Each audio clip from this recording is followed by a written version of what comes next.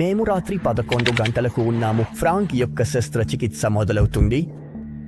ఆ రాత్రి 24 గంటల డ్యూటీలో అనస్థీషియాలజిస్ట్ క్రిస్టోఫర్ హారింగ్టన్ ఫ్రాంక్ను నిద్ర పెట్టడానికి బాధ్యుడు అని అనుకున్నట్లుగా జరగదు. క్రిస్టోఫర్ 11 సంవత్సరాలలో 15,000 అనస్థీషియాలు చేశాడు. తరువాత సాక్ష్యం. మొదటగా ఫ్రాంక్ ఆపరేటింగ్ గదికి వచ్చేసరికి అతను అప్పటికే చనిపోయి ఉంటాడు. అందువల్ల అతన్ని నిద్రపెట్టడం పెద్ద మాట. శస్త్రచికిత్స బృందం హృదయపట్ట నాళం పరికరంపై పరుగెత్తే అతన్ని జీవితం ఉంచడానికి ప్రయత్నించడం అవసరం. 90 నిమిషాల తర్వాత హృదయాన్ని ఆర్టరీని మరమ్మతుకు ఫ్రాంక్ను రక్త ప్రవాహం ఆపడానికి పూర్తి బృందం ఫ్రాంక్ శరీరాన్ని చల్లబరచాలని నిర్ణయిస్తుంది. ఆక్సిజన్ లోపం వల్ల మెదడుకు నష్టం తగ్గించడానికి. తర్వాత హృదయపట్ట నాళం పరికరం 94 నిమిషాల పాటు ఆపివేయబడింది. సాధారణంగా రక్త ప్రవాహం ఆపినప్పుడు జీవించడానికి అవకాశాలు చాలా తక్కువగా ఉంటాయి. 45 నిమిషాల తర్వాత 5:30కి ఫ్రాంక్ను ఐసీయూకి తరలించారు. 8 గంటలకు క్రిస్టోఫర్ హారింగ్టన్ 25 గంటల పాటు ఆసుపత్రిలో పనిచేసిన తర్వాత ఇంటికి వెళ్లాడు. ఆసుపత్రికి తిరిగి వచ్చినప్పుడు కేసులు తనిఖీ చేసుకున్నాడు. ఆ ఉదయం 11:30కి ఫ్రాంక్కు ఏమైంది చూసేందుకు అతను తీవ్ర సంరక్షణలోకి వెళ్లాడు. అతను ఇప్పటికే చనిపోయాడా లేదా గార్డు చనిపోతారు? అతను మేల్కొన్నాడు. ఆశ్చర్యంగా క్రిస్టోఫర్ ఇది సరైన. అతను గత 30 గంటల విశ్లేషణలు జీవన సంకేతాలను చూస్తాడు. ఇది వైద్యంగా చాలా అద్భుతమైన పునరుద్ధరణ. ముగిసింది. మరుసటి రోజు ఫ్రాంక్ మేల్కొన్నాడు. అతను మరొకటి కోరుతున్నాడు. క్రిస్టోఫర్కు చెప్పారు, డాక్టర్ హారింగ్టన్ చేసిన పనికి నేను ధన్యవాదాలు. క్రిస్టోఫర్ హారింగ్టన్ బ్లౌజ్ చూస్తాడు. అతనికి గుర్తింపు బ్యాడ్జ్ లేదు మరియు అతను పరిచయం చేసుకోలేదు. ఫ్రాంక్ మీ స్వరం గుర్తుపడుతుంది అని చెప్పాడు. క్రిస్టోఫర్ ఆసుపత్రి మంచం దగ్గరికి వెళ్లి పరిచయం చేసుకున్నాడు. కానీ ఫ్రాంక్ అతని ఆశ్చర్యం నోటి మీద గమనించాలి. అతను ఆందోళన చెందకు, వారికి చెప్పినప్పుడు అందరికీ ఇదే చూపు ఉంటుంది అని చెప్పాడు. క్రిస్టోఫర్ హృదయం ఛాతీలో దూకుతుంది. అతను సంఘటనలను గుర్తుపెట్టడం తెలుసు. ఒక రోగి శస్త్రచికిత్సకు ముందు చనిపోయినప్పుడు ఆ శస్త్రచికిత్స 94 నిమిషాల పాటు మరణిస్తాడు. క్రిస్టోఫర్ నిన్ను మేల్కొన్నట్లు చూడడం ఆనందంగా ఉంది చెప్పు అని అంటాడు. ఫ్రాంక్ అతనిని చూస్తూ పెద్ద నవ్వుతో ఉంది. నువ్వు అక్కడ చేశావో అన్నావో తెలుసు. నువ్వు ఎప్పుడూ విరమించలేదు. శస్త్రచికిత్స నాకు ఇది ముగిసిందని. అతను ఆపరేషన్ గది సంఖ్య 23 సేవా దీపాల భాగంలో 3 సీరియల్ నంబర్లు. నేను పైకప్పులో అన్నీ చూస్తూ ఉన్నాను అని జోడించడానికి ముందు వెర్లి సంఖ్యలు, అక్షరాలు నేను చదవగలిగిన విషయం నాకు ఇష్టం. ఫ్రాంక్ తన అనుభవాన్ని 15 నిమిషాలు చెబుతున్నా. అతను 2 వారాలకే ఆసుపత్రిని విడిచిపెడతాడు మరియు క్రిస్టోఫర్ ఫ్రాంక్ యొక్క శస్త్రచికిత్సలో పాల్గొన్న అన్ని వ్యక్తులు, శస్త్రచికిత్స నిపుణుడు బృందం మరియు మరో అనస్థేషిస్ట్ ఈ కథతో పూర్తిగా ఆశ్చర్యపోయారని మరియు వారికి ఇలాంటి విషయం ఎప్పుడూ జరగలేదని సాక్ష్యమిస్తాడు. క్రిస్టోఫర్ హారింగ్టన్ ఆసుపత్రిలో 3 సంవత్సరాలు పనిచేస్తాడు. అతను చెప్పుతున్నాడు, బృందం ఆపరేషన్ గదిలో ఏమి చెబుతున్నారో శ్రద్ధ వహించిందని. భవిష్యత్తులో హృదయ సంబంధిత కేసుల సమయంలో రోగులు వాటిని వినవచ్చు. బాగుంది. ఈ కేసు చిన్న ఆసక్తికరమైన.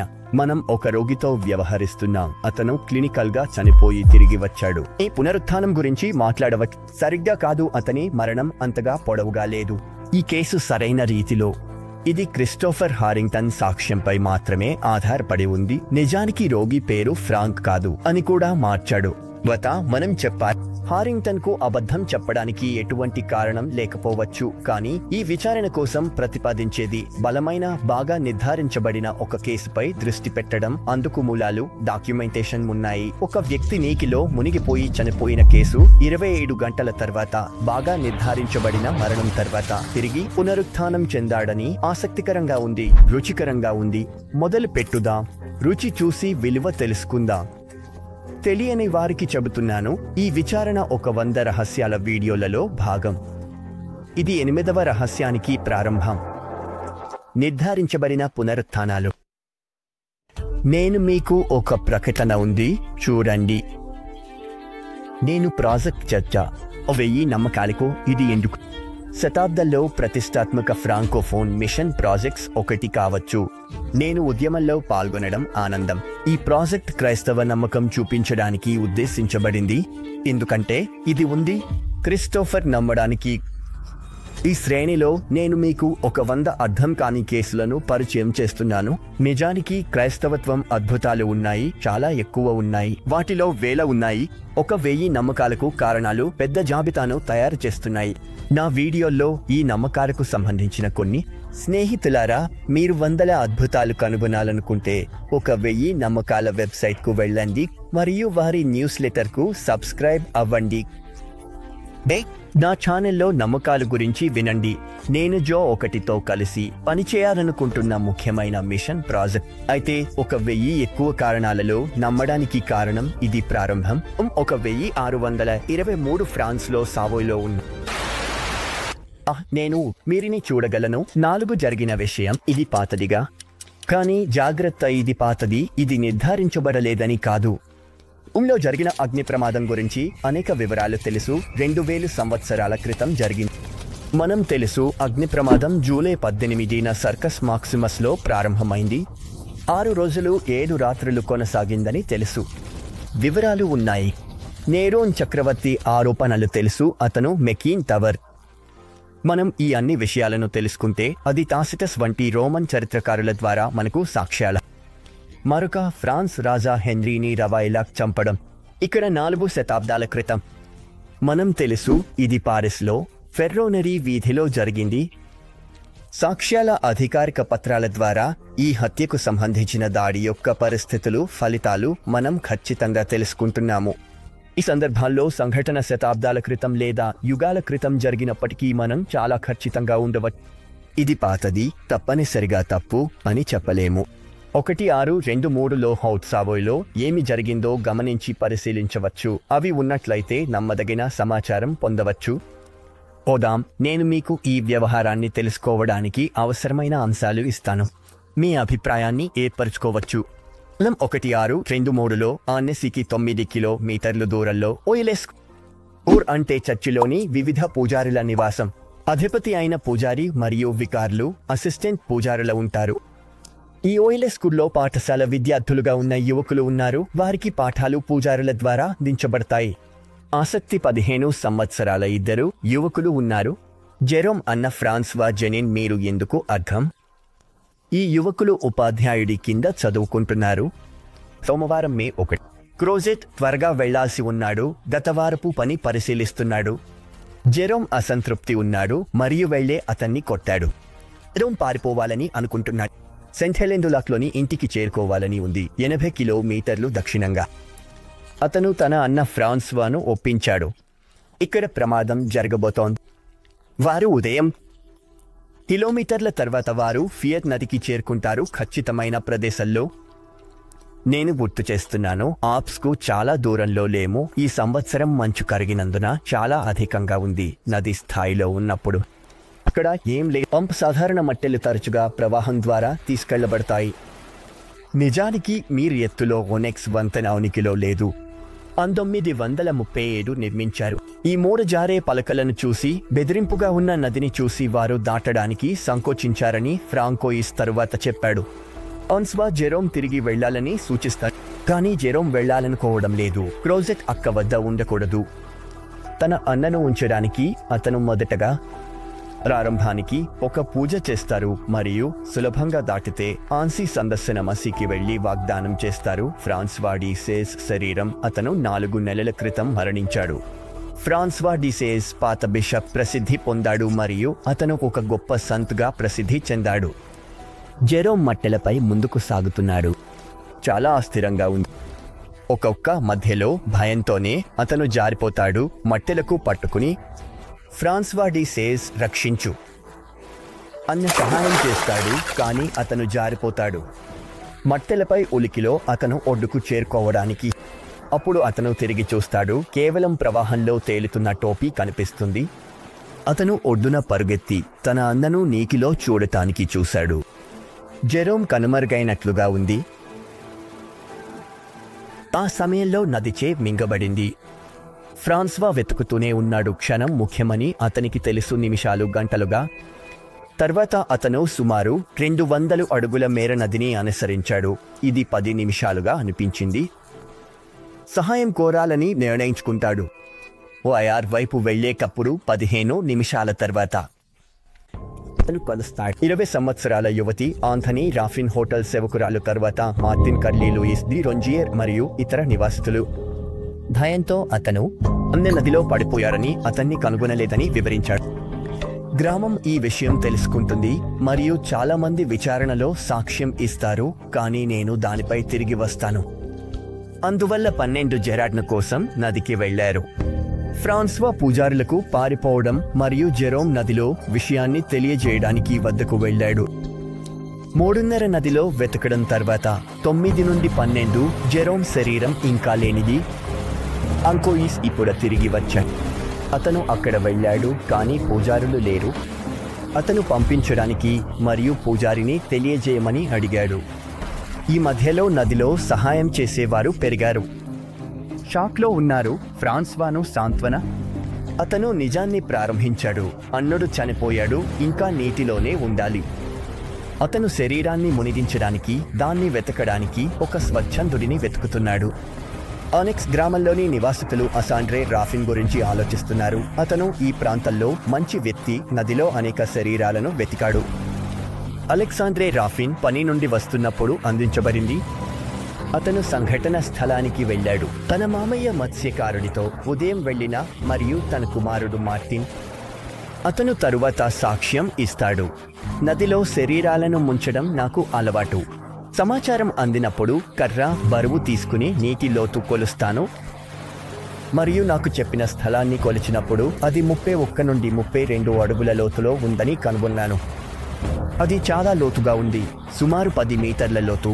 ఈ సంవత్సరం ప్రత్యేకంగా ఉన్న మంచు కురిసిన కారణంగా 12:30 నదీ తీరంలో 40 మంది ఉన్నారు. అలెగ్జాండ్రే రాఫిన్ చల్లని లోతైన నీటిలో మునిగేందుకు సిద్ధం. అతను మాక్సిమ్ నీటిలోకి దూకుతున్నాడు. చూస్తున్నారు, అలెగ్జాండ్రే మునిగితే జెరోమ్ చనిపోయినట్లు అధికారికంగా ప్రకటించబడుతుంది. నీటిలో పావుగంట వెతికిన తర్వాత అతను బయటకు వస్తాడు. చలిగా ఉందని ఉండలేనని చెబుతాడు. అతనికి శక్తిని తిరిగి పొందడానికి జానాఫెన్ ఆంథోనీని రొట్టె మరియు వైన్ తీసుకురా పంపిస్తాడు. విశ్రాంతి తర్వాత అలెగ్జాండ్రే ప్రయత్నం చేయడానికి ఒప్పుకుంటాడు. అతను అదే ప్రదేశంలో దూకి నదిలోకి ముందుకు సాగాడు. ప్రవాహం ఉన్న దిశలో నీటి అడుగున వీలైనంత దూరం చూస్తూ ఏదైనా చూస్తాడా అని. ఈ రెండవ ప్రయత్నం ఎక్కువ సమయం తీసుకుంటుంది, ముగుస్తుంది. అలెగ్జాండ్రే చల్లగా అతను నీటిలో రావాలి. ఆ సమయంలో కాంబినేషన్లు లేవు. విశ్రాంతి తర్వాత అతను వెతుకులాటను కొనసాగించాలనుకుంటాడు. మొదట ప్రవాహం ద్వారా తీసుకెళ్లబడిన శరీరం ఎక్కడ ఆగవచ్చో పక్కన గుర్తించడానికి. అక్కడ ఉన్న అందరూ 1 గంట పాటు నదిని వెంటాడుతున్నారు. ఫిలియా నదిలోకి పడిపోతున్న వరకు తీరాన్ని కనుగొనాలన్న ఆశ తగ్గుతోంది. కొంతమంది అతను దూరంగా తీసుకెళ్లబడ్డాడని అది అయిపోలేదు. తిరుగు మార్గంలో సమూహం నది 90 డిగ్రీల కోణంలో తిరిగే చోట ఎక్కువ సమయం ఆగుతుంది. మీరు మ్యాప్లో చూడగలిగినట్లుగా చాలా మంది ఆపడానికి కారణమయ్యే అవకాశం ఉంది. ఇంకా అలెగ్జాండర్ డైవర్ నీటి కింద ఉన్నది తెలుసు. ఒక గుంత అక్కడ ఎప్పుడూ కనీసం 3 మీటర్ల నీరు ఉంటుంది. పెద్ద ఎండలో కూడా అతను ఆ శరీరం అక్కడ ఉండే అవకాశం ఉందని అనుకుంటాడు. సమూహం ప్రోత్సహించడంతో అతను ఈ ప్రత్యేకంగా మబ్బుగా ఉన్న నీటిలో 3వసారి దూకుతాడు. అతను ఫలితం లేకుండా వెతుకుతున్నాడు. కానీ అతను తిరిగి రావాలని నిర్ణయించుకున్నప్పుడు అతని కాలు శరీరం వంటి వస్తువుతో ఢీకొంటుంది. ఇది శరీరం నదీ ప్రవాహంలో తీసుకెళ్లబడిన చెట్టు కొమ్మ కొన్ని రాళ్ల నీటిలో చిక్కుకున్నది. అతను చనిపోయాడు. అతన్ని తీసుకురావడం కష్టంగా ఉండవచ్చు. అలెగ్జాండ్రే తిరిగి రావాలని శక్తిని పొందాలి. అతను సాక్షుల ప్రకారం అరగంట పాటు మళ్లీ విశ్రాంతి. తరువాత మార్టిన్తో 4వసారి దూకుతాడు. కలిసి శరీరాన్ని బయటకు తీసుకోవడం. వారు అతన్ని జాన్ రాఫిన్ మరియు మార్టిన్ కుర్లీ అతన్ని పట్టుకుంటారు. తరువాత సాక్ష్యం ఇస్తారు. శరీరం భయంకరంగా దయనీయంగా ఉంది. కళ్ళు వాపి మెడ వరకు నీటితో నిండిపోయాయి.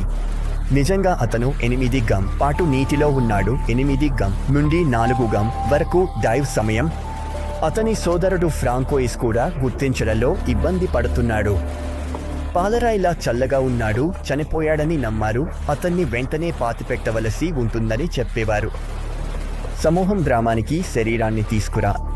భుజాలపై మోస్తున్నది అలెగ్జాండ్రే రాఫిన్. డైవర్ కుమారుడు కాళ్లను పట్టుకుని ఉన్నాడు.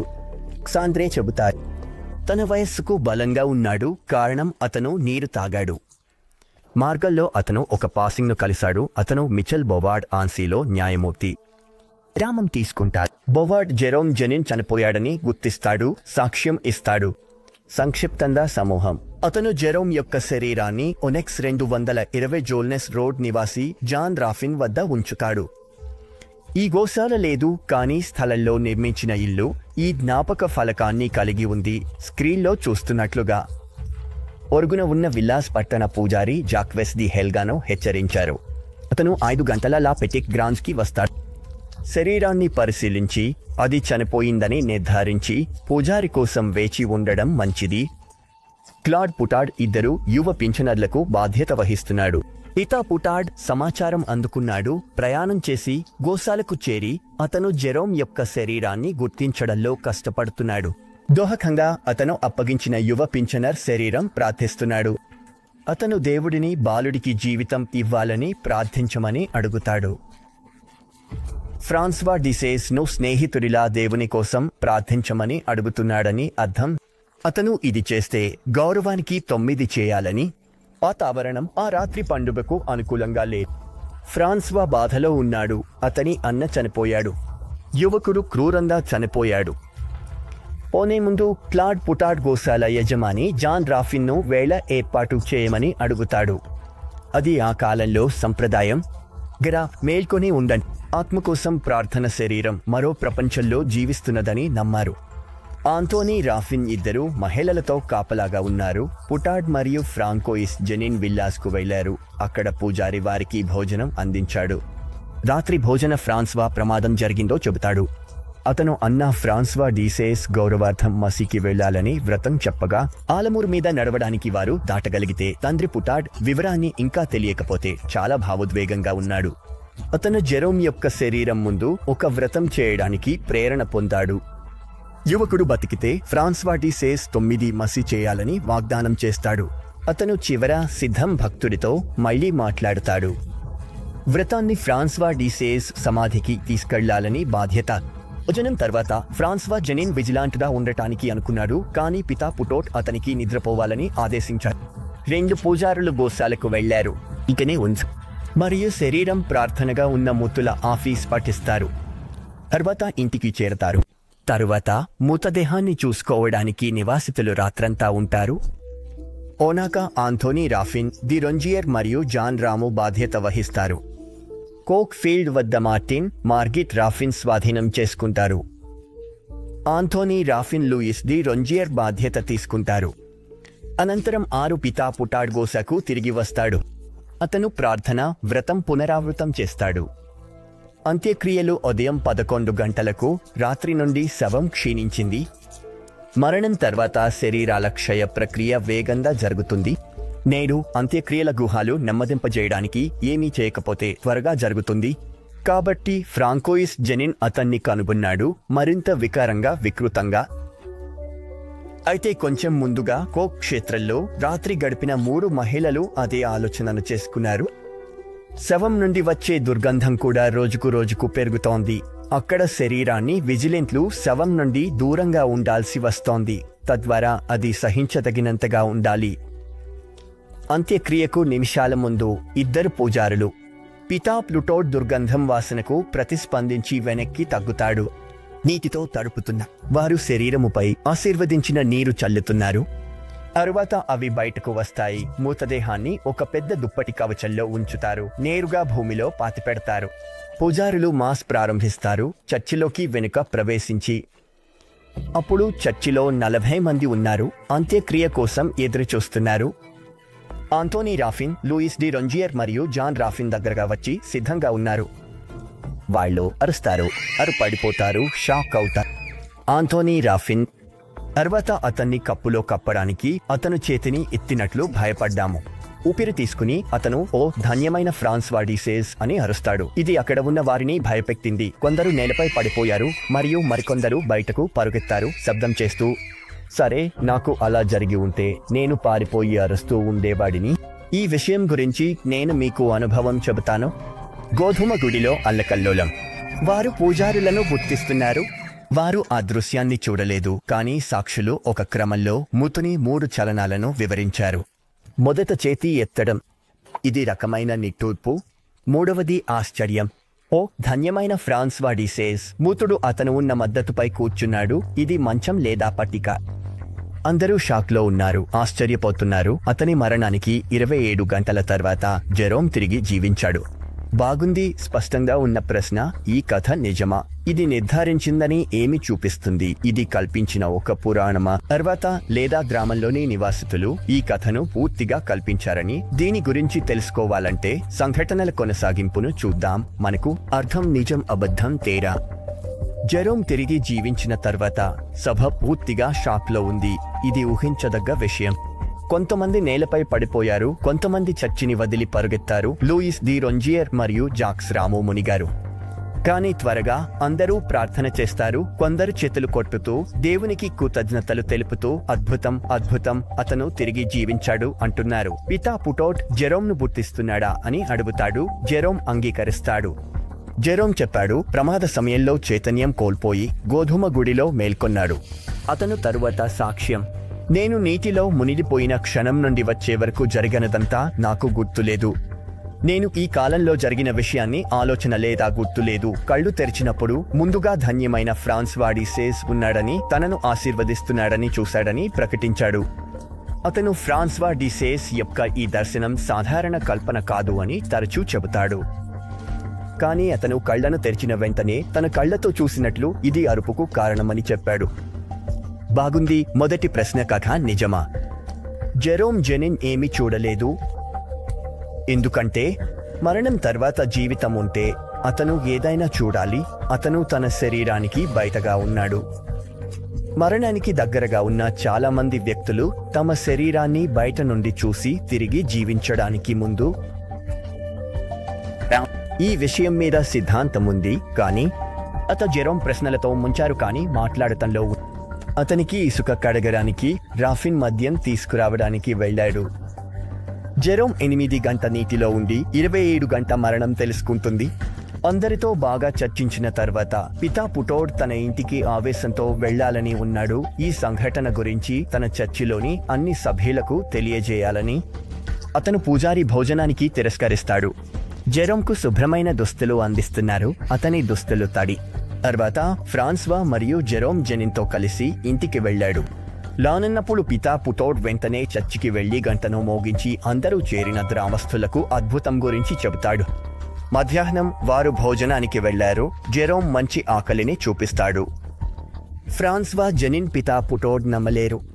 మీరు ఆ రోజు మూతుడిని చూసిన అన్నసి న్యాయమూర్తి మిచెల్ బొవార్డ్ను గుర్తు చేసుకుంటున్నారా? అయితే మీరు ఊహించండి, అతను పితా పుటోడ్ను సందర్శించి సానుభూతిని తెలియజేస్తాడు. జెరోమ్ని చూసినప్పుడు ఎలా ఉంటుందో మీరు ఊహించండి. అతను బగ్ అయి ఉండాలి. జెరోమ్ జెనిన్ పూర్తి కోలుకోలేదు అని చెప్పాలి. నీకు నొప్పులు ఉన్నాయి. నదిలో కొట్టబడిన కాలు లేదా చేతుల నొప్పి ఉంది. అవి ఇంకా గాయాలు, మచ్చలతో ఉన్నాయి. ఈ నొప్పులు 2 రోజులకు మే 4న జెరోమ్ ఫ్రాన్స్వా ఆనసికి ఫ్రాన్స్వా డిసేస్ యొక్క సమాధి తీసుకెళ్లినప్పుడు వారు దేవునికి చేసిన ప్రతిజ్ఞను నెరవేర్చడానికి మాయం అవుతాయి. సంవత్సరాలు గడుస్తున్నాయి. ప్రాంతంలో జరిగినది మర్చిపోలేదు. అతని వైపు అతను పూజారి అవుతాడు. లారోచెట్టె క్యూకు పూజారిగా ఉంటాడు. కానీ 1656 1623లో జరిగిన పునరుత్థానంపై లోతైన విచారణ జరుగుతుంది. ఇది 33 సంవత్సరాల క్రితం జరిగింది.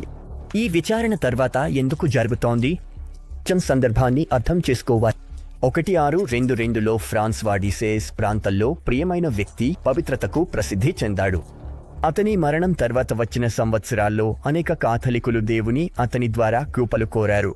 కాథలికుల కోసం, దేవుని మూతుల కోసం ప్రార్థించవచ్చు. ఆకాశంలో మిత్రుల్లా వారు సహాయం చేస్తారు. మనం భూమిపై మిత్రుడిని మాకు ప్రార్థించమని అడిగినట్లే.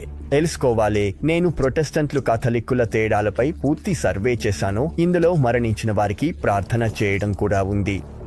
దశాబ్దాలుగా ఫ్రాన్స్వా డిసేస్ ద్వారా సాక్ష్యాలు, అర్థం కాని ఆరోగ్యాలు, కృపలు మరియు పునరుత్థాన ఘటన ఉంది.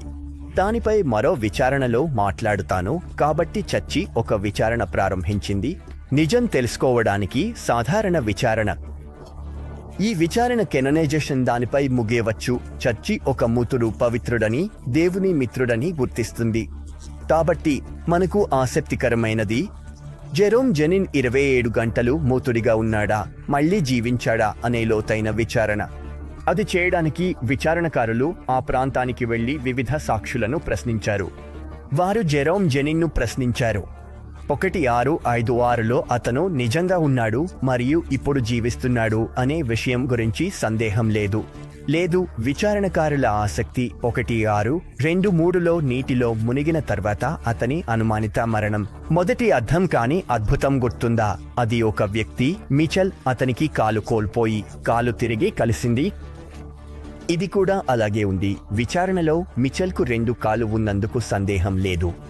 ఒకే ప్రశ్న, అతను గతంలో నిజంగా కత్తిరించబడినాడా? అయితే అదే విధంగా ఉంది, జెరోమ్ జీవిస్తున్నాడు. ప్రశ్న, అతను నిజంగా మృతుడా? విచారణకారులు సందేహాస్పదంగా ఉన్నారు. కారణం, ఒక వ్యక్తి మృతుడిగా నటించవచ్చు, తరువాత మేల్కొనడం లేదు. విచారణకారులకు ఆసక్తికరమైనది, జెరోమ్ గడిచాడా?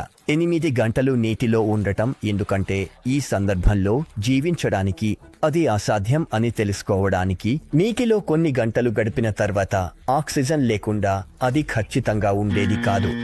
అప్నియా రికార్డు అంటే మానవుడు నీటి అడుగున శ్వాస తీసుకోకుండా చాలాసేపు గడిపిన సమయం, మరియు కేవలం 12 నిమిషాలు.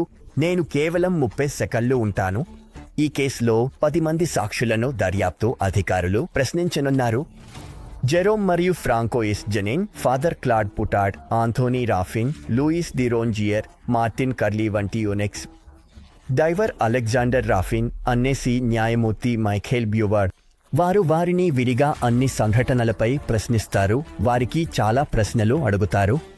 ఈ విచారణ పత్రాలు ఫ్రాన్సిస్ డిసేస్ అద్భుతాల 6 దర్యాప్తులలో 3వ సంపుటిలో కనుగొనబడ్డాయి మరియు అవి ఇప్పటికీ వెజిటేషన్ ఆర్కైవ్లలో భద్రపరచబడ్డాయి. ఇది నిజంగా ఈ పత్రాల ప్రజలకు వెల్లడించబడింది. నేను ఈ వీడియోను తయారు చేశాను మరియు మొత్తం కథను మీకు చెప్పగలిగాను. ఈ పుస్తకంలో వివిధ సాక్షుల సాక్ష్యాలు ఉన్నాయి, అలాగే 1656 విచారణ ద్వారా పునర్నిర్మించబడిన వాస్తవాలు ఉన్నాయి. ఆసక్తి ఉన్నవారికి మరిన్ని విచారణల కోసం edifyant.fad న్యూస్ లెటర్ ఉంది. ఇది కాథలిక్ విశ్వాసంపై ప్రతి నెలలో ఒక విచారణను పంపిస్తుంది. సబ్స్క్రైబ్ సంకోచించకండి, వీడియోలకు అనుకూలంగా ఉంటుంది. నేను చెప్పాలి, సాక్షులను ప్రశ్నిస్తారు. అయితే అందరూ సుసంగతమైన వెర్షన్ను ఉంచుతారు. నేను సంఘటనలకు దారితీస్తుంది. త్వరగా పునరుద్ధరణ జరిగిందని తేల్చడానికి ముందు అనేక ఊహలు సాధ్యమవుతాయి. మొదటి ఊహ, సాక్షులు అబద్ధం చెప్పారా? లేదా రెండవ ఊహ, ఎక్కువగా 30 సంవత్సరాల తర్వాత ఈ సంఘటనలు వారు జ్ఞాపకాలను పునర్నిర్మించారా మరియు జరిగి ఉందని విషయాలను. వ్యవస్థీకృత అబద్ధం, పరికల్పన ఎక్కువగా నివసించ కుట్ర ఉంటే అనేక సమస్యలు. వారు ఎందుకు చేశారో అర్థం, యువకుడి నమ్మించడానికి మరియు అన్ని విషయాలను కల్పించడానికి ఏమి పొందాలనుకున్నాడు. బాగా కట్టిన కథను కూడా కల్పిస్తూ ఇంతగంటకు వారు ఏమీ పొందలేదు. గౌరవం, డబ్బు, సెట్. జెరోమ్ పూజారి అవుతాడు కానీ అనుభవాలను ముందుకు తీసుకురాలేదు. అతను చెప్పినప్పుడు ప్రజలను ఫ్రాన్సిస్ డిసేల్స్ను ప్రార్థించమని ఆహ్వానించాడు. రెండవది, సాక్షులు ఒనెక్స్ నివాసితులలో ఎంపిక. నివాసితులు ఒకరికి ఒకరు అబద్ధం చెప్పడానికి ఒప్పుకున్నారు. అబద్ధం అయితే స్పష్టంగా కనిపిస్తుంది. అబద్ధం చెప్పడానికి ఒప్పుకోవడం అసాధ్యం. ఈ సమయం తర్వాత నిజాన్ని చెప్పేందుకు విరగకూడదు. నేను జెరోమ్ పునరుత్థాన సమయంలో 40 మంది ఉన్నారని గుర్తు, మరియు గత రోజు మొత్తం రోజంతా జెరోమ్ను నదిలో వెతికిన వ్యక్తుల సంఖ్య కూడా సుమారు అదే ఉంటుంది. ఒక 40 మంది ఇంత పెద్ద అబద్ధాన్ని కల్పించారని ఊహించండి. అందులో అందరూ దశాబ్దాల పాటు ఒప్పుకున్నారని. అది అసాధ్యం కనిపిస్తుంది. వారు కచేరీలో పాల్గొనడం అంగీకరించరు లేదా తిరస్కరించరు. 30 సంవత్సరాల పాటు వెర్షన్ను పునరావృతం చేసిన తర్వాత ఈ గ్రామస్తులకు ఇవ్వాల్సిన విషయం ఏమిటంటే వారు ఉన్నారు మరియు వారు చెప్పిన విషయాలపై నమ్మకం ఉంది, మరియు నివాసితులు దుర్మార్గులు కావడం కాదు. అబద్ధాలు ఆసక్తులు ఉన్న వ్యక్తుల ద్వారా వ్యాప్తి చేయబడవచ్చు, కానీ మనకు వయస్సుల స్థాయిల నుండి వచ్చిన నివాసితులు ఉన్నారు. ఒకే అంశం ఏమిటంటే వారు నివసించడం. జెరోమ్ ఫాదర్ పుటౌట్ ఓయర్ అయినప్పటి నుండి వారు సమానమైన వారని వారందరికీ ముందు ఒకరినొకరికి తెలియదు. మిచెల్ బోవార్డ్ న్యాయమూర్తి ఒనిక్స్ వెళ్లేటప్పుడు జెరోమ్ యొక్క మూత శరీరాన్ని చూశాడు. యాదృచ్ఛికం కాబట్టి కాదు, ఒక విస్తృత అబద్ధం ఊహనకు ఆధారం లేదు. ఇంకో ఆసక్తికరమైన ఊహ ఏమిటంటే వారి జ్ఞాపకాలు స్పష్టంగా లేవు. 30 సంవత్సరాల తర్వాత వారు బాగా గుర్తించకపోవచ్చు. వారు అతిశయోక్తి చేశారు ఈ విషయాలు. కొన్ని వివరాలపై ప్రశ్నించిన సాక్షులు ఒకే విషయాలను గుర్తించలేదు. ఇది నిజం. ఫ్రాన్సిస్ జెనిన్ మే 1 రాత్రి పితా ప్లుటోడ్ అతనికి శవాన్ని కాపాడటానికి వెళ్లకుండా నిద్రకు పంపాడు అని గుర్తు. కానీ పితా ప్లుటోడ్ తన సాక్ష్యంలో ఈ వివరాన్ని ప్రస్తావించలేదు. ఉదాహరణలు చాలా ఉన్నాయి, అవి సాక్ష్యాల ప్రకారం వేరుగా ఉండొచ్చు. మరొకటి, ఆంథనీ రాఫిన్ తన సాక్ష్యంలో మాత్రమే డైవర్ అలెగ్జాండ్రే రాఫిన్ నీటిలోకి దూకిన తర్వాత ఆహారం తీసుకున్నాడని గమనించింది. ఇతరులు దానికి దృష్టి పెట్టలేదు. చిన్న వ్యత్యాసాలు ప్రాముఖ్యత లేని వివరాలపై ఉంటాయి, కానీ ఏ సమయంలోనూ సాక్ష్యాలు ఒకదానికొకటి నేరుగా విరుద్ధంగా ఉండవు. కథ యొక్క కేంద్రమైన అంశంపై అందరూ ఉదయం నుండి మధ్యాహ్నం వరకు నీటిలో శవాన్ని వెతుకుతున్నారని నిర్ధారించారు. అలెగ్జాండ్రే రాఫిన్ 4 స్నానాలు చేశాడు. జెరోమ్ నీటిలో 8 గంటలు గడిపాడని అంగీకరించారు. ఒక సాక్షి చెప్పినట్లుగా నది ఒడ్డున దాదాపు నిరంతరం అనేక మంది ఉన్నారు. ఎవరూ చూడలేదు బయటకు తీసే వరకు. డైవర్ అలెగ్జాండ్రే రాఫిన్ తెలిపాడు, అతను నీటిలో పడిన క్షణం నుండి బయటకు తీసే వరకు అతను ఎప్పుడూ మునిగిపోయాడనే సందేహం లేదు.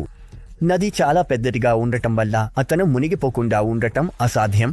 కాబట్టి బయటకు రాలేదు. మరియు ఎవరూ అతన్ని ఆ తర్వాత ఆ నదిలోకి విసిరినట్లు లేదు.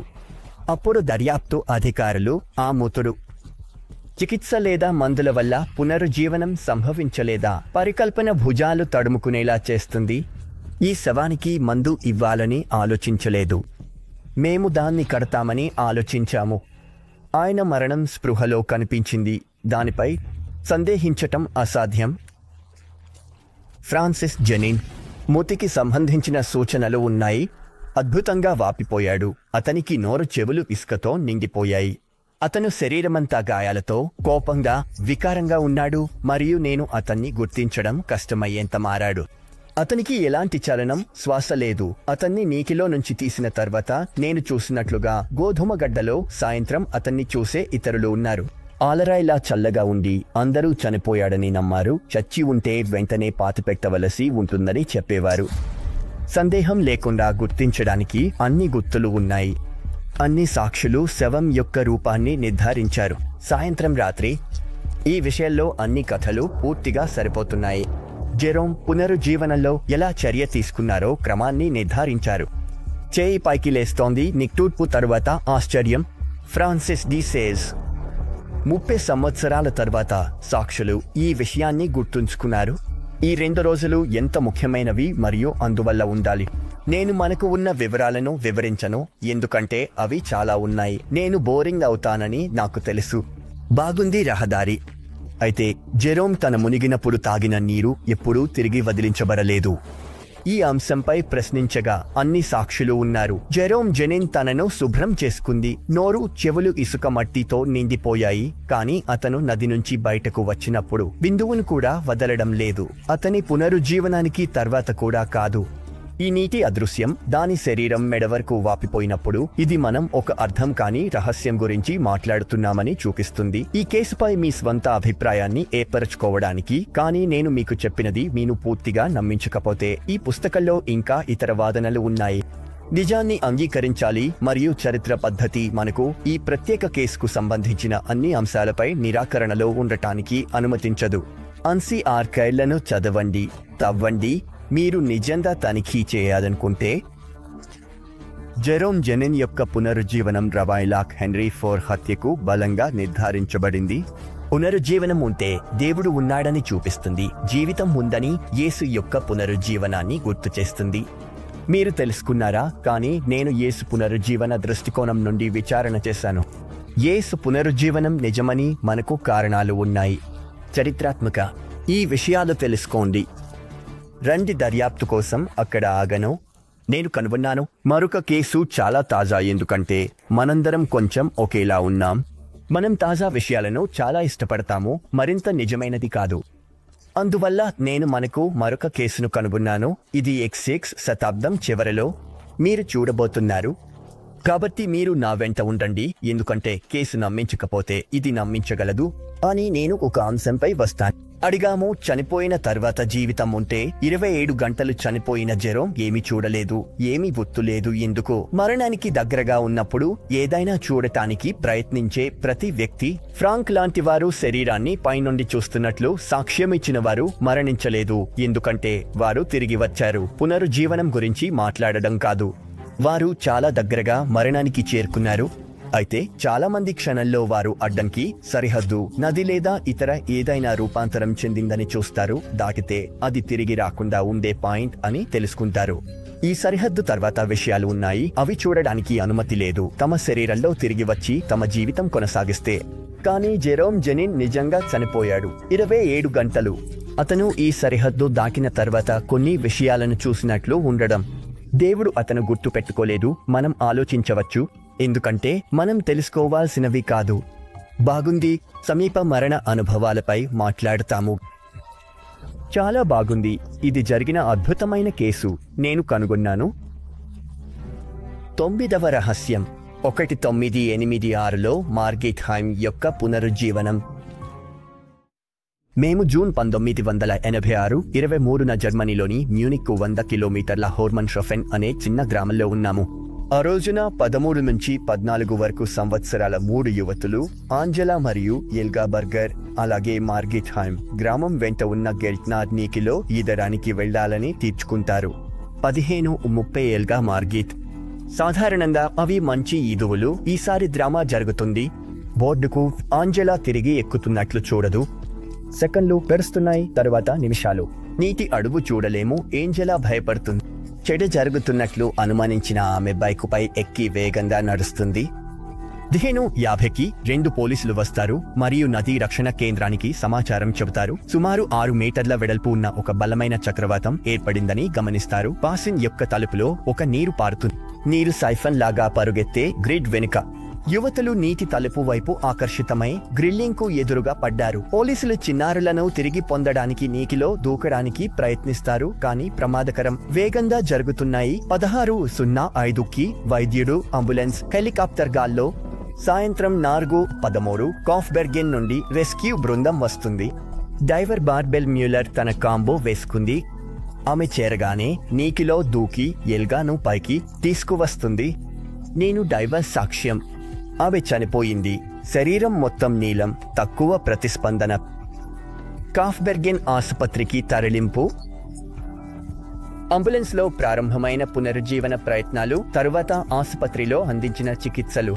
మార్గెట్ మరో డైవర్ ఎల్గా హైమ్గెయిల్ హోఫర్ ద్వారా నీటిలో కనీసం 40 నిమిషాల తర్వాత లేదా 50 నిమిషాల తర్వాత పైకి వచ్చింది.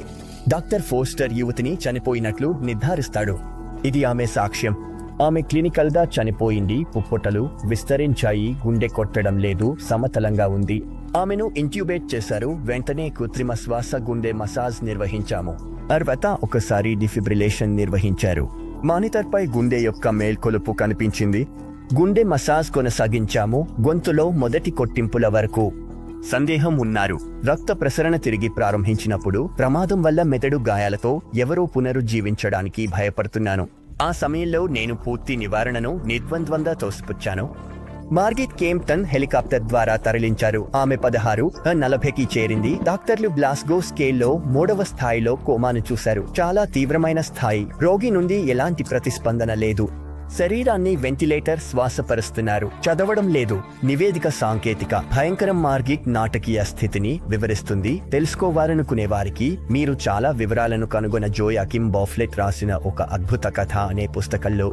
ఏమైనప్పటికీ రోగి చాలా చల్లగా ఉంది. ఆమె ఉష్ణోగ్రత 29.4 డిగ్రీల సెల్సియస్. కానీ ఆక్సిజన్ లేకపోవడం, 30 నిమిషాలకు మించి ఉండటం వల్ల మెదడు సహించదు. శ్వాస లేకుండా మరియు శరీర ఉష్ణోగ్రత 29 డిగ్రీల సెల్సియస్ ఉన్నప్పుడు గుండె కొట్టడం ప్రారంభించింది. కానీ మెదడు చాలా కాలం పాటు ఆక్సిజన్ లేకుండా ఉండటంతో ఎలాంటి బతుకుదనం ఉన్నా దెబ్బతిన్న పరిణామాలు ఉండవచ్చు. మెదడుకు నీరు అందడం లేదు. ఆ చిన్నారి బతికితే ఆమెకు తిరిగి రాని గాయాలు ఉంటాయి. మరణం సాధ్యమైందని అవయవ దానం కోసం నమూనాలు తీసుకోవచ్చు. ఈ పరిస్థితిలో మార్గిక్ యొక్క స్నేహితులు ఆలోచించారు. వారు 18వ శతాబ్దంలో కాఫ్బెర్గెన్ కువెంట్లో సమీపంలో నివసించిన క్రిస్టియంటా యూస్ అనే మత సేవకురాలిని మధ్యవర్తిగా దేవునిని ప్రార్థించారు. రెండవ ప్రపంచ యుద్ధం సమయంలో ఆమె అద్భుతం చేసింది. 1944లో కాఫ్బెర్గెన్ పై మిత్రరాజ్యాలు బాంబు దాడి చేయనుంది. నివాసితులు క్రీసెంటా సమాధికి చేరారు. ఆకాశంలో ఉన్న తమ స్నేహితుని దేవుని వద్ద నగరాన్ని రక్షించమని వేడుకుంటూ వాతావరణం ఉంది మరియు విమానాలు తక్కువగా ఉన్నాయి, బాంబులు వేయడానికి సిద్ధంగా ఉన్నట్లు మీరు చూసి అయినప్పటికీ వివరించలేని బాంబర్లు బాంబులను వేయకుండానే నగరం మీదుగా ఎగిరిపోయారు. మార్గిక్ యొక్క మామ కాఫ్బెర్గెన్ కువెంట్కు వెళ్లి ఆ యువతి తల్లిదండ్రుల తరఫున ఆమె కోసం ప్రార్థించమని కోరాడు. సమాజం ప్రార్థనలో పాల్గొంది. దీనిని వ్యక్తిగత ఉద్దేశ్యంగా చేయాలని పాలకుడికి సూచించారు. బంధువులు మరియు స్నేహితులు క్రెసెంటా సమాధి సందర్శన పెంచారు. 3 రోజులకు మార్గిట్ ప్రేరణలకు స్పందిస్తుంది. డాక్టర్లు ఆమెను మ్యూనిక్ హాస్పిటల్కు తరలించాలని నిర్ణయిస్తారు. మెరుగుదల కొనసాగుతోంది. ఆ యువతి తల్లి గమనించింది. 29 మార్గిట్ కళ్ళు సగం మూసుకుపోయాయి. మేము ఆమె దగ్గర తిరిగి వచ్చినప్పుడు ఆమె కళ్లను తెరిచింది. జూలై 1వ మంగళవారం నేను ఆమెను డాక్టర్ ఆమె బతికే ఉందని చెప్పాడు, కానీ ఆమెకు మెదడు గాయాలు తెలియదని చెప్పాడు. నేను ఆమెకు పుస్తకాన్ని తీసుకువచ్చాను. క్రీసెంటా ఆమె అతన్ని చూసి స్పందించింది. ఆమె అతన్ని ఈ క్షణం నుండి పురోగతి వేగంగా జరుగుతుంది. మార్గిట్ వివరిస్తుంది. లోతైన నిద్ర తర్వాత మేల్కొన్నాను మరియు అనుభవించినది విభజితంగా ఉందని తెలుసు. నేను అన్ని విషయాలను ప్రారంభించాలి. నేను ఒక బిడ్డలా ఉన్నట్లుగా, కానీ నేను చాలా తక్కువ సమయంలో మాట్లాడడం మరియు నడవడం ప్రారంభించాను. కొన్ని నెలల తర్వాత ఆమె సులభంగా తన పాఠశాల తిరిగి ప్రారంభిస్తుంది. 1988లో ఇతర తర్వాత క్రీసెంటాయూస్ యొక్క శ్రేష్ఠత విచారణలో 1990 చివరలో మరిన్ని పరీక్షలు నిర్వహించబడతాయి మరియు సాక్షులను విచారిస్తారు. నిపుణులు ధృవీకరించారు ఆమె కోలుకుంది, ఆరోగ్యంగా ఉంది మరియు క్లిష్టతలు ఉండబోతున్నాయని సూచించే ఏమీ లేదు. జనవరి 2011న వైద్య కమిషన్ నీటిలో మునిగిపోవడం వల్ల నిరూపణ క్లినికల్ మరణం, మెదడు ఇస్కీమియా, త్వరిత పూర్తి కోలుకోవడం, ఎలాంటి న్యూరోలాజికల్ గాయాలు లేకుండా శాస్త్రవేత్తలకు అని ప్రకటించింది. ఈ అద్భుతం నిరూపణతో క్రీసెంటా యూస్ శ్రేష్ఠతకు అర్హత పొందుతుంది. 2001 కొందరు మనిషి శరీరం అద్భుతమైనదని, ఇంకా అన్ని తెలియదని, మనం ఇంకా భౌతిక శాస్త్రం యొక్క అన్ని చట్టాలను పూర్తిగా తెలుసుకోలేదు, కానీ జీవశాస్త్రం గురించి సాధారణంగా 45 నిమిషాలు నీటిలో ఉండలేడని చెప్పడానికి పూర్తిగా సరిపోతుంది. ఎటువంటి పరిణామాలు లేకుండా అతిగా శిక్షణ పొందిన మానవుడి ద్వారా సంపూర్ణ ప్రపంచ రికార్డు 12 నిమిషాలు మాత్రమే. మనం తప్పుగా చెప్పకుండా ఒక మనిషి కోమాలో ఉండలేడని చెప్పవచ్చు. 30 డిగ్రీల కంటే తక్కువ శరీర ఉష్ణోగ్రతతో ఉండి కొన్ని రోజుల్లో తిరిగి కోలుకోవడం సాధ్యమవుతుంది. గాయాలు లేకుండా సంక్షిప్తంగా మరణం నుండి జీవితం వైపు మారడానికి అద్భుతాలు నిజంగా ఉన్నట్లు కనిపిస్తోంది. నమ్ముతున్న దానికంటే చాలా ఎక్కువ ఉన్నాయి. ఇప్పటికీ మూతులు తిరిగి జీవించారు మరియు దానికి సాక్ష్యమివ్వగలరు. ఉదాహరణకు జాన్ లూక్ ట్రాక్సెల్ అనే ఒక పాస్టర్ ఈ విధంగా ఉన్నాడు. అతను అన్ని క్రైస్తవులు సువార్త ప్రకారం జీవించమని అర్థం చేసుకున్నాడు. అతను దేవుని రాజ్యాన్ని రోగులను పంపించాడు. నేను ఎన్డీఎంఎల్ నుండి తీసుకున్న ఇంటర్వ్యూ భాగాన్ని అందిస్తున్నాను. మీరు మూతుల అద్భుతం చూసారా? ఇది ఎక్కువగా చూడాలనుకుంటున్నాను. 2-3 సార్లు చూడడానికి అవకాశం వచ్చింది. అది ఆఫ్రికాలో జరిగింది. ఆఫ్రికా సెంట్రల్ ఆఫ్రికన్ రిపబ్లిక్ సువార్త ప్రకటించే అవకాశం నాకు లభించింది. నేను చెప్పడం, ఇక్కడ మీరు జనంలో ఉన్నారు, అనారోగ్యంగా ఉన్న వ్యక్తులు ఉన్నట్లయితే లేదా మరణించిన వారు కూడా ఉన్నట్లయితే వారిని తీసుకురావండి, ప్రార్థిస్తాము. నేను ప్రజలు వెళ్లడం, పరుగెత్తడం చూడడం గుర్తు చేసుకుంటున్నాను. 20-30 నిమిషాల తర్వాత 4 యువకులు వచ్చారు, కానీ మరణించిన మరో యువకుడు ఉన్నాడు. మరియు అక్కడ సాదాసీదాగా మనం యేసు మనకు చూపించినది చేశాం. అతను లాజరును మూతులను తిరిగి రావాలని చెప్పాడు. మరియు నేను యేసు పేరులో పునరుత్థాన శక్తిని పిలిచాను, ఈ మూత శరీరంలో రానివ్వాలని. మొదటి కొన్ని నిమిషాల్లో జీవితం తిరిగి ప్రారంభమైంది. ఈ కుర్రాడు లేచి నిలబడ్డాడు. ఇది పూర్తిగా కోలుకున్న యువకుడు మరియు అతను జీవితం పొందాడు. ఇది నివారణలలో ఒకటి నన్ను ఎక్కువగా ప్రభావించింది. అది నా స్వంత కూతురి విషయం. ఇది కొన్ని సంవత్సరాల క్రితం జరిగింది. ఆమె చిన్నప్పుడే ఆమె నడవడం ప్రారంభించింది. మరియు ఒకరోజు నేను ఆమెను సలూన్ కోణంలో చేతనలేక కనుగొన్నాను. ఆమె శరీరం ఇప్పటికే గ్రే ఆకుపచ్చగా మారిపోయింది. జీవితం లేదు. నేను అరుస్తూ ఆమెను తీసుకుని నా కుటుంబం వచ్చింది. నా భార్య, ఆమె నర్సు చూసింది. హృదయ సంబంధిత ప్రమాదం లేదు, శ్వాస లేదు, శ్వాస తీసుకోవడం లేదు, మరియు ఆమె ఎప్పటి నుండి చనిపోయింది తెలియదు. కానీ డాక్టర్లు 30 నిమిషాల కంటే ఎక్కువ లేదా 1 గంట సమయం నుండి చనిపోయినట్లు చెబుతున్నారు. మాను తీసుకున్నప్పుడు నేను నా 3వ పిల్లలతో అక్కడ ఉన్నాము. మేము ఓ దేవా, ఒక అద్భుతం చేయు అని అరుస్తున్నాము. మేము అరుస్తున్నాము, అమెలిన్ తిరిగి బ్రతికిరా. మరియు మేము మా ఇంట్లో నిరాశతో ఏడ్చాము. అక్కడ దేవుడు నాకు ఇచ్చిన అధికారంతో నేను ఆమె ఆత్మను ఆమె శరీరంలో తిరిగి రావాలని ఆదేశించాను. ఆమె ఆత్మను తిరిగి రావాలని మరియు జీవితం పొందాలని నేను ఆ జీవితం శక్తి విడుదల చేశాను. ఆమె శ్వాస తీసుకోవడం ప్రారంభించింది. ఆమె హృదయం కొట్టడం ప్రారంభించింది. అది నిజంగా ఒక అద్భుతం. పోలీసులు వచ్చారు, అంబులెన్స్ వచ్చాయి. వారు పనులు సరిగ్గా జరుగుతున్నాయని చూసినప్పుడు వారు పరీక్షలు చేశారు. మరియు నిజంగా తర్వాత ఒక ముఖ్యమైన హృదయ సంబంధిత సమస్య ఉందని తేలింది. కానీ దేవుడు మా కూతురిని తిరిగి ఇచ్చినది అద్భుతం. బాగుంది. మీరు అతను అబద్ధం చెబుతున్నాడా అని అనుకోవచ్చు. కానీ మనం వినేటప్పుడు జాన్ లుక్ ట్రాక్సెల్ సరళమైన వ్యక్తి అని తెలుసుకున్నాము. అతను ప్రభావితం చేయాలని లేదు, కానీ అతను ఒక్కడే కాదు. ఈ మంది వ్యక్తులు కళ్లతో అద్భుతాలు చూశారని సాక్ష్యమిస్తున్నాయి. అప్పుడు యేసును అనుసరించినప్పుడు ఇతరుల సాక్ష్యం లేదా వీడియోలు అవసరం లేదు. యేసు పేరుతో చెప్పలేని అద్భుతాలు, మార్పులు మనం చూడవచ్చు. ఇది యోహాను సువార్తలో చెప్పినది. రా మరియు చూడండి. ఇంకా చెప్పాలంటే, మీరు నన్ను నమ్మకపోతే, మీరు ఈ వీడియోను నమ్మకపోతే చూడండి. యేసుపై నమ్మకం ఉంచితే మీ ముందు అద్భుతాలు చూడండి. జాన్ లుక్ ట్రాక్సెల్ అదే ఇంటర్వ్యూలో వీడియోను చూస్తున్న రోగుల కోసం ప్రత్యక్షం ప్రార్థించారు. మీకు చూపిస్తున్నాను. మీరు చూస్తున్న రోగుల కోసం ప్రార్థించగలరా? సరళంగా చెప్పాలంటే, మీ తలనొప్పి ఉంటే, క్యాన్సర్, పెద్దదిగా ఉండే కండరాలు లేదా ఏదైనా ఆరోగ్య సంబంధిత లేదా భావోద్వేగ సంబంధిత ఆరోగ్యాన్ని అవసరం ఉంటే శరీరంలోని బాధిత భాగంపై చేతిని ఉంచండి. మరియు ఇది చేస్తున్నప్పుడు నేను దేవుడిని, శక్తిమంతుడైన దేవుడిని ఈ క్షణంలో శక్తి ప్రదర్శన ద్వారా ప్రించమని అడుగుతున్నాను. ఇది 2000 సంవత్సరాల క్రితం క్రూసుపై మరణించిన యేసు యొక్క గాయాల ద్వారా నేను మీ జీవితంపై ఇప్పుడు విడుదల చేస్తున్న ఈ జీవశక్తితో కనెక్ట్ అవుతున్నాను. యేసు పేరుతో ఆరోగ్యంగా ఉండండి. మరియు వారు సాక్ష్యం ఇచ్చారు. వారు ఆరోగ్యంగా. నేను సాక్ష్యం ఇచ్చగలను. అద్భుతాలను చూశాను. నేను మీకు చెప్పినట్లుగా పునరుత్థాన అనుభవం పంచుకోవాలని ఉంది.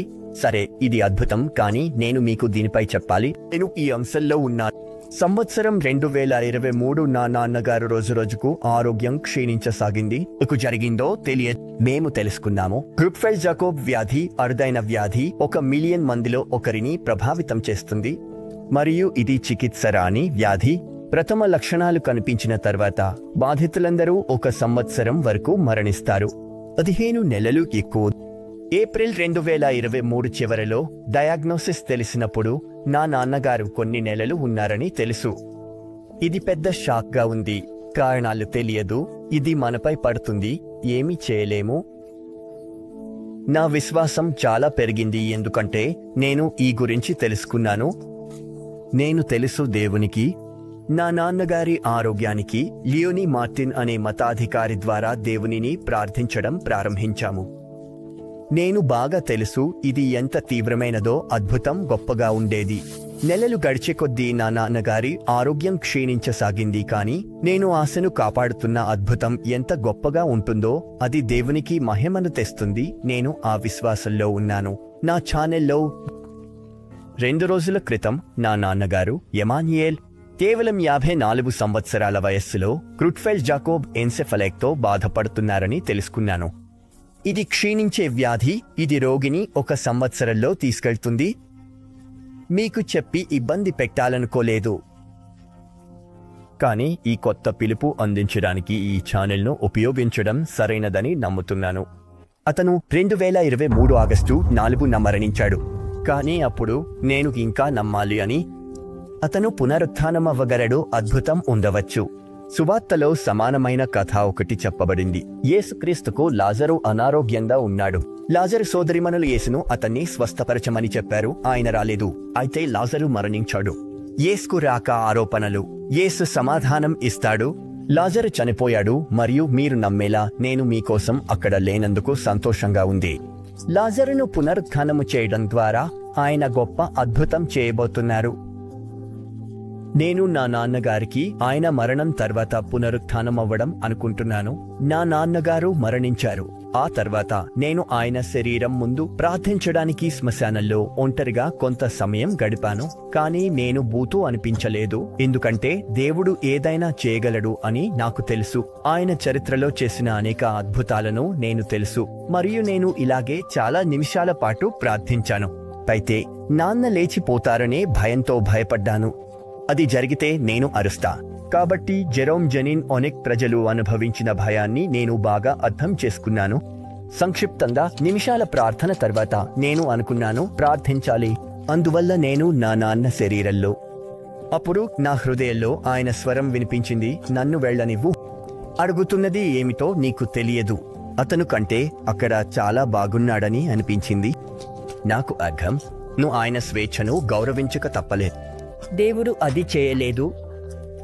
నాన్నగారు స్వేచ్ఛగా ఉన్నారు. ఆయన సమయాన్ని అతను వెళ్ళడానికి సిద్ధంగా ఉన్నాడు. అతను సంతోషంగా ఉన్నాడు. ఒక క్షణం నా దోహకం ముగిసింది. నేను ఆయన వెళ్ళిపోతున్నాడని తెలుసు. తిరిగి రావాలనుకుంటే తిరిగి రాగలడని అనిపించింది. మీకు ఎలా చెప్పాలో తెలియదు. దేవునికి బాగుందని, కానీ ఇష్టం లేదు. ఆయన ఎంపిక. నా నాన్న మరణాన్ని అంగీకరించడంతో నేను కూడా మరణాన్ని అంగీకరించాలి. ఈ సందర్భాల్లో దేవుడు ప్రార్థనలకు ఎందుకు సమాధానం ఇవ్వడు స్పష్టంగా తెలియదు. ఆసక్తి ఉన్నవారికి 7 మాడ్యూళ్ల ఆధ్యాత్మిక మార్గదర్శకాన్ని ప్రత్యేక ప్లాట్ఫారంలో రూపొందించాను. మాడ్యూల్ 2లో బాధ యొక్క అర్థం మరియు దేవుడు ఎందుకు అని 7 కారణాలపై 50 నిమిషాల కోర్సు ఉంది. బాధను అనుమతించడం, దేవుడు ప్రార్థనలను వినిపించడం లేదు.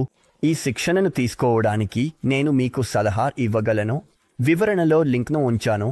అవన్నీ వదిలేస్తున్నాను. మీరు వేచి ఉండలేకపోతే కొత్త అద్భుతాలు సైట్ని తనిఖీ చేయండి. ముల్లర్ కారణాలు.